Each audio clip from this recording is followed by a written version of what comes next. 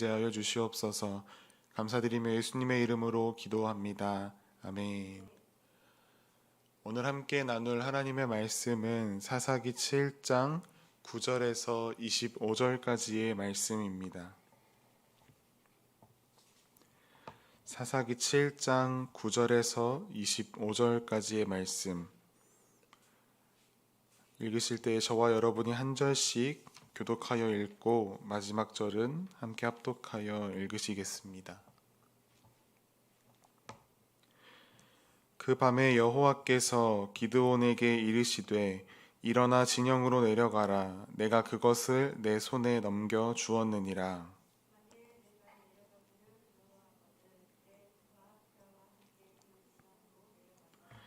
그들이 하는 말을 들으라. 그 후에 내 손이 강하여져서 그 진영으로 내려가리라 하시니 기드온이 이에 그의 부하 부라와 함께 군대가 있는 진영 근처로 내려간즉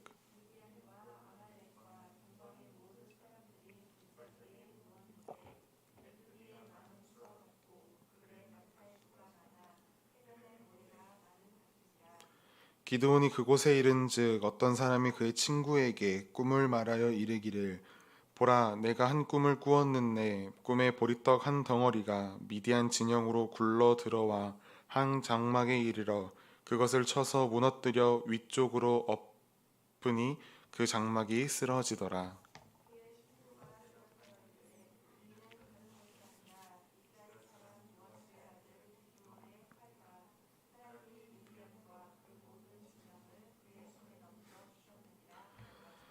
기드온이 그 꿈과 해몽하는 말을 듣고 경배하며 이스라엘 진영으로 돌아와 이르되 일어나라, 여호와께서 미디안과 그 모든 진영을 너희 손에 넘겨 주셨느니라 하고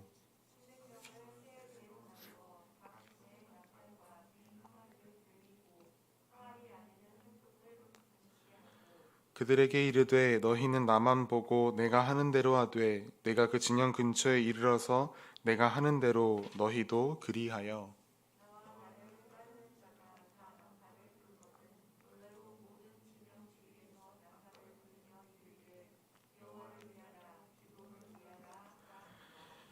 기드온과 그와 함께한 100명이 이경초에 진영 근처에 이른즉 바로 파수꾼들을 교대한 때라.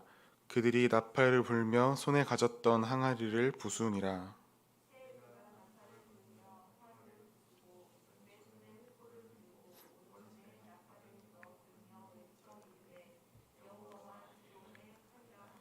각기 제자리에 서서 그 진영을 에워싸매 그 온 진영의 군사들이 뛰고 부르짖으며 도망하였는데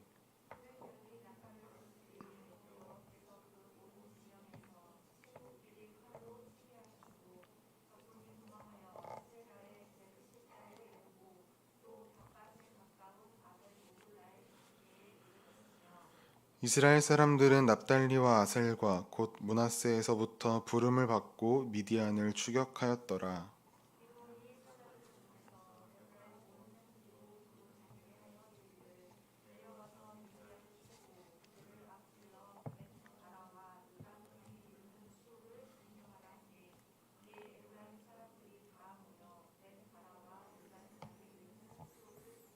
함께 읽으시겠습니다. 또 미디안의 두 방백 오렙과 스앱을 사로잡아 오렙은 오렙 바위에서 죽이고 스앱은 스앱 포도주 틀에서 죽이고 미디안을 추격하였고 오렙과 스앱의 머리를 요단강 건너편에서 기드온에게 가져왔더라. 아멘. 하나님께서 선택하신 사람들이라는 제목으로 말씀을 나누겠습니다. 이스라엘 자손이 또 여호와의 목전에서 악을 행하였습니다. 하나님은 그런 이스라엘 백성들을 이번에는 미디안에게 7년 동안 넘기셨습니다. 그들은 또 이전처럼 약자의 신분으로 억압받는 힘든 삶을 살았습니다. 그들은 자기들을 위해서 굴을 만들고 산성을 만들었습니다. 하지만 파종을 하면 미디안과 아말렉 그리고 동방 사람들이 치러 올라와서 그 모든 토지 소산을 멸하여 버렸습니다. 계속되는 핍박 속에 이스라엘의 궁핍은 극에 달하였습니다. 이스라엘은 다시 여호와 하나님의 이름을 부릅니다.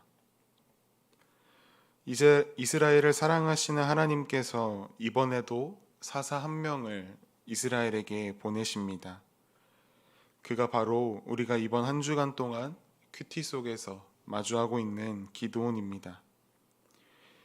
기드온은 이스라엘의 죄악을 아주 날카롭게 지적합니다. 또한 그런 기드온에게 여호와의 사자가 나타나서 이스라엘을 미디안에서 구원해낼 자가 바로 기드온이라는 사실을 알려줍니다. 사명을 받은 기드온은 이스라엘 속에 있는 우상인 바알의 제단을 헐고 아세라상을 찍어버립니다.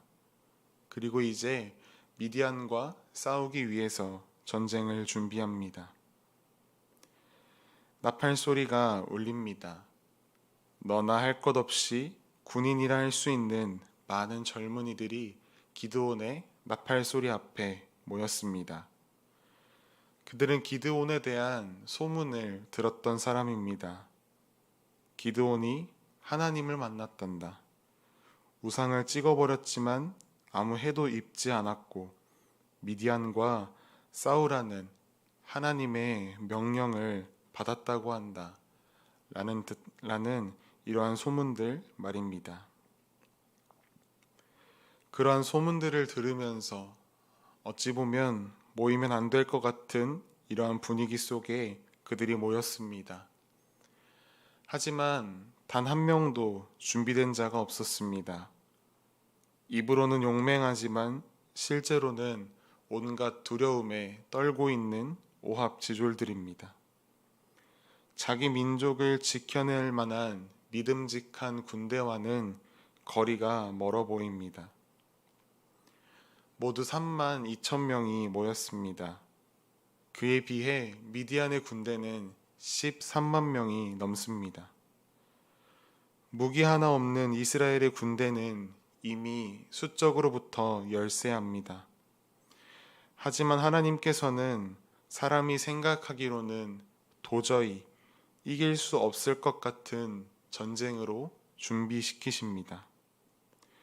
모인 3만 2천 명 중에 300명을 뺀 나머지 그 모두를 다 돌려보내게 하십니다. 그리고 그제서야 하나님께서 말씀하십니다. 내가 미디안을 내 손에 넘겨주었느니라. 이제 450대 1의 싸움이 되었습니다. 이렇게 남겨진 300명에게 내려진 명령은 이 300명이 남았다는 450대 1의 전투를 해야 한다는 그 사실에 한수를 더 뜹니다. 그 명령은 항아리를 준비하고 횃불을 만들고 나팔을 손질하라는 것입니다. 그리고 그들은 외쳐야 하는 구호를 연습해야 했습니다. 상상이 가지 않는 군대의 모습입니다. 적을 이길 수 있는 무기라고는 들고 있는 것이 한 개도 없습니다. 그런데 여러분, 나팔을 불고 외치는 이 장면, 어디서 많이 보시던 장면 아니십니까? 여리고성을 함락하던 그 전쟁이 생각나지 않으십니까? 여호수아의 여리고성 전투는 이스라엘을 구원하시는 하나님의 전쟁, 하나님의 방식의 전쟁을 가장 잘 보여주는 전투입니다. 여리고성 전투에서 이스라엘 백성들은 무기가 아니라 하나님의 말씀을 의지하고 하나님의 그 놀라우신 이름을 무기 삼아 나팔을 불고 소리쳐서 여리고성을 무너뜨렸습니다. 이제 이 이스라엘에게 준비시키시는 하나님의 전쟁이 조금 다르게 보이지 않으십니까? 절대로 이길 수 없는 450대 1의 전투라고 여겨졌는데 이제 당연히 승리할 전쟁으로 보이지 않으십니까? 그렇습니다. 3만 2천 명 중에 300명을 빼고 나머지를 다 돌려보내신 이유는 이 전쟁의 승패는 군사의 수, 무기에 달려있는 것이 아니라 오직 하나님께 달려있음을 보여주시기 위함입니다. 또한 그것을 이스라엘에게 가르치시기 위함입니다. 그 도구로 하나님은 300명을 선택하셨습니다. 그런데 얼떨결에 지도자가 된 기드온은 이런 상황이 겁납니다. 하나님이 승리를 안겨주시겠다 약속하셨지만 믿어지지 않습니다. 이미 양털로 하나님의 명령이 진짜인지 가짜인지 시험해 보았기 때문에 하나님께 다시 물어볼 용기도 없습니다. 하나님께 다시 물어보기에는 무섭고 그렇다고 명령대로 싸우러 나가자니 자신이 없습니다.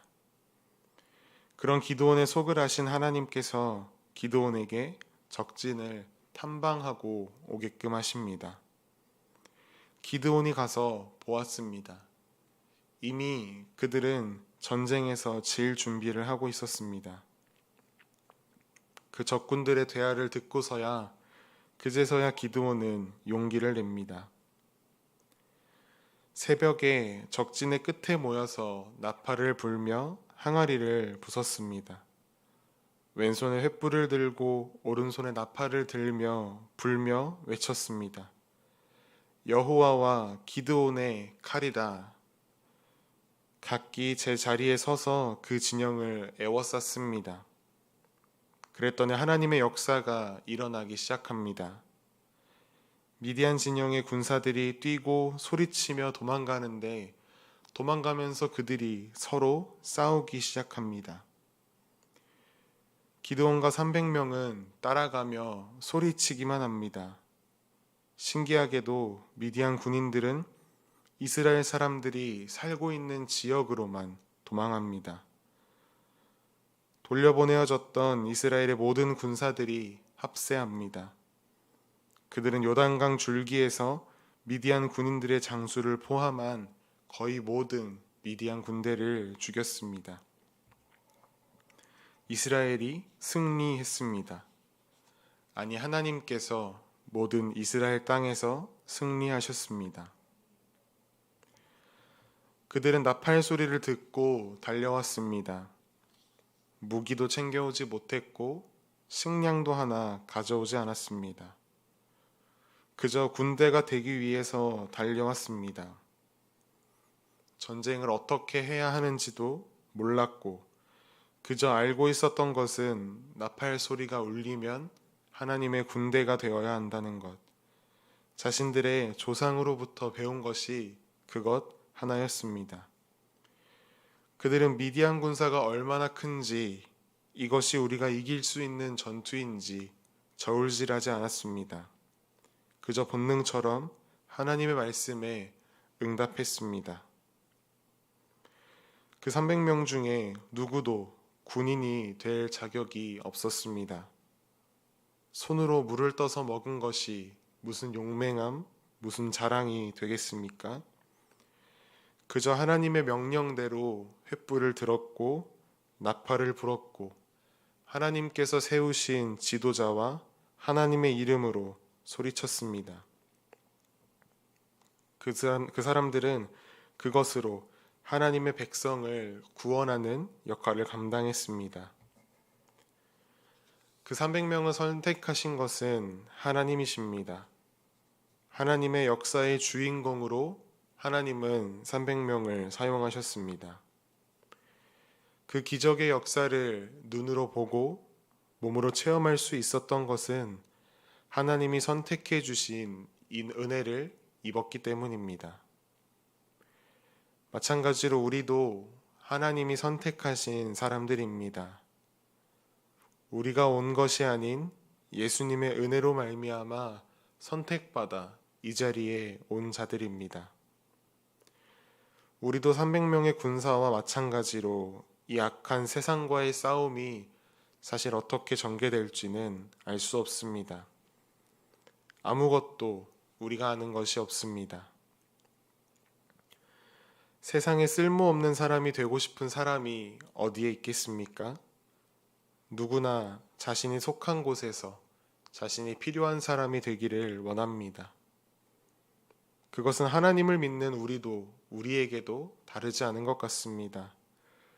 우리도 누구나 하나님께서 나를 사용하시길 원합니다. 성도라면 당연한 바람일 것입니다. 문제는 그렇다면 정말로 하나님께서 사용하실 만한 사람이 되느냐입니다. 입으로 결심하고 바른 말하고 기대하고 희망하는 것 어렵지 않습니다. 어려운 것은 그 결심한 것을 실행하고 바른 말한 대로 내가 먼저 살아내고 기대하고 희망하는 것을 이루기 위해 노력하는 것입니다. 하나님께서 우리를 선택하셔서 성도로 불러주신 놀라운 사실을 기억합시다. 이제 우리가 할 일은 준비하며 기다리는 것입니다. 결심한 것, 말한 것, 기대하고 희망하는 것을 이루기 위해 노력해야 합니다. 현실에 실망하거나 미래에 대한 막막함에 두려워하고 불안해하는 것이 아니라 하나님께서 내게 은혜 주셔서 하나님의 놀라운 역사에 참여하는 거룩한 자가 되기를 기대하는 오늘 하루 저와 여러분들의 삶이 되기를 간절히 소망합니다.